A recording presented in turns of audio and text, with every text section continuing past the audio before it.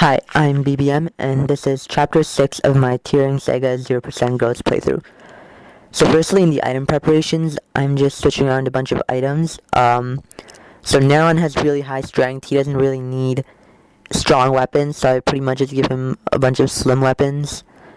I give both the 50 kill weapons to Mater because she's going to be getting fed a lot of kills, so it'll be good to have them there. And then I also gave an S-Talk to Raffen because he's going to be fighting in that choke point you see on the bridge with a bunch of armored units. So anyways, what the main gimmick of this map is that your units start off split up into three different groups. There's one group in the top, in the middle, and one group on the left and on the right, which start off right beside a group of enemies, which include a ballista. So obviously, one of the main priorities is to finish off the ballista. On the right, I finish it off pretty quickly, but on the left, Kate misses, so I decided to just change my plan and let it survive one turn since it doesn't really make that much of a difference.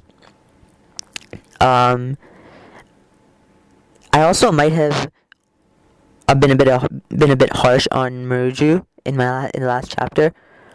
Yeah, he's not great. He's the worst of the magical units, but in situations where he starts out, he can easily access enemies, like now, he's still quite decent. I mean, enemy magic is pretty non-existent in physical units in this game, so he's more or less hitting for whatever his magic stat is. You also saw Bartz and Sasha go to the top right. That's because in a couple of turns, there's going to be a unit that can only be recruited by Sasha. And he comes with a bunch of enemy units. So I send Bartz there to get him, to clear out the enemies close to him. Anyways, we finally get Mel in the bottom right. So Mel is our first and only mounted healer in this game.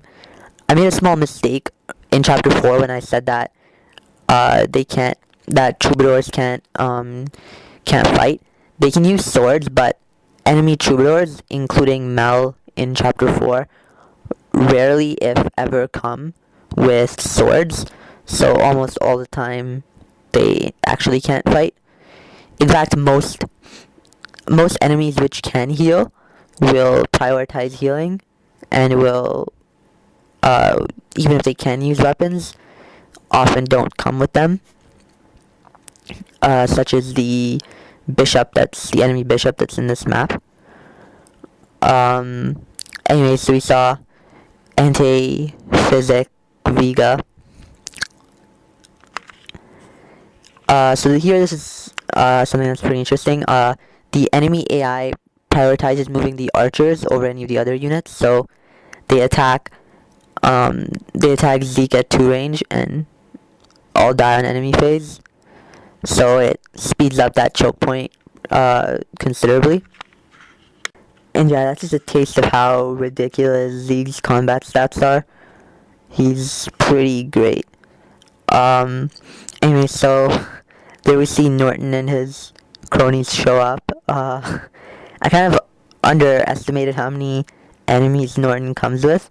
For some reason, I thought that there were only like 3 or 4, and they were all lance users, but there's 6, and most of them are archers.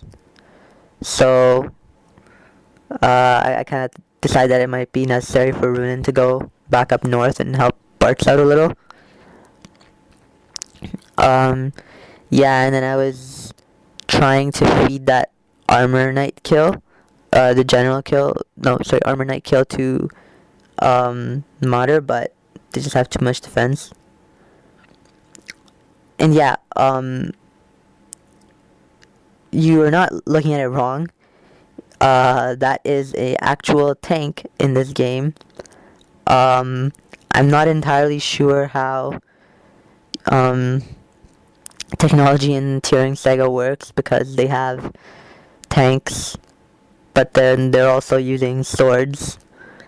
But the tanks do use bows, but even then it's kind of pretty out there. And the sequel to this game, Berwick Saga, doesn't have any tanks, so I don't know what's up with that. Maybe there was an apocalypse in the middle. Anyways, so Bart gets attacked by a bunch of enemies here, but he's not really at any chance of death. Because the bow users are pretty weak. I think he would have, even if that last bow user had hit him with the iron bow, he would have probably still survived with, I think, 1 HP. Anyways, so that was Z getting a critical there on that tank. So that's just a taste of like what life or death can do. I boosted up his critical to let him get that critical. Yeah,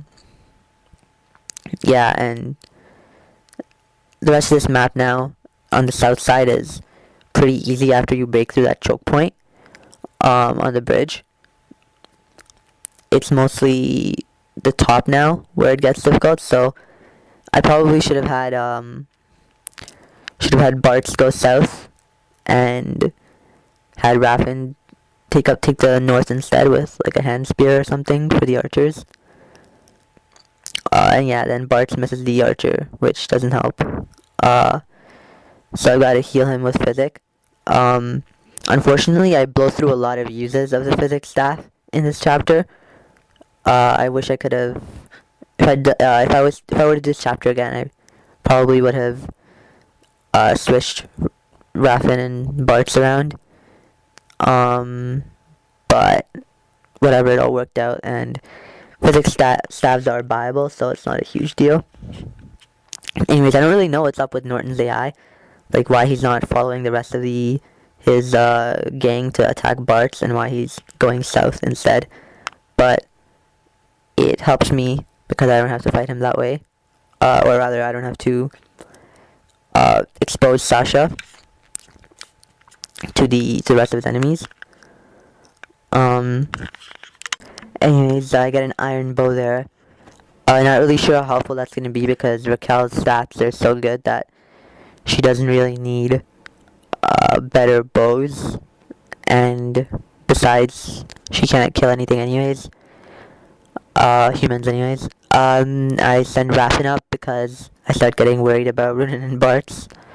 So here I was kind of debating on whether or not to heal Zeeg with Mel. But I decided not to because that way when he's fighting the boss, he'll have better chance of critting with life and death. Anyways, if you haven't guessed by now, I'm trying to save as many uses on Viga's Shram as possible. Since Viga is going to be used long term, and he'll probably need Shram towards as the game progresses, it's best if it lasts longer. Comparatively, I don't really care about Maruju's Wonder Gust because by the time it starts running out of uses, he's probably going to be benched in favor of better magical units. Yeah, anyways, Runin hits level 5, so now he's 2 levels away from continue, but it's really level 15 I want him to get to. Anyways, I just kind of remembered that I'm not sure if I ever even really talked about Mel beyond saying that she can fight. Yeah, so she's a mounted healer. Her stats are not good, but the only one that really matters is her 7 movement because it means she can actually keep up, unlike Plum and Entei. And if you haven't realized by now, Plum hasn't even been deployed for the last couple maps because there isn't really any point. I mean, once she becomes a dancer, she'll be deployed again. And in regular playthroughs, I would deploy her just so that she gets some levels. But yeah. Yeah. In addition to her movement, later on Mel also gets a really important staff called the Magic Staff, which can boost a unit's magic by 10 for the rest of the chapter. So for a lot of like late game boss kills, it's going to be really useful. So anyways, there again I have Zeke not attack, so that way he'll get attacked on enemy phase, and when he gets weakened down to like 9 HP or whatever, he'll have a pretty high chance of critting. Anyways, we recruited Norton up north, our first Thwomp of the game. He's pretty bad, as you might expect. He promotes to Iron Knight, which is kind of like Great Knight, in that it's mounted later on, but his speed is still just too low, and 3 movement for so long is until he promotes is just really bad, and even then he's still sword locked at the end, so he's just not worth raising. He comes with life or death, but it's not enough. Anyways, that is chapter 6. I'll see you guys next time.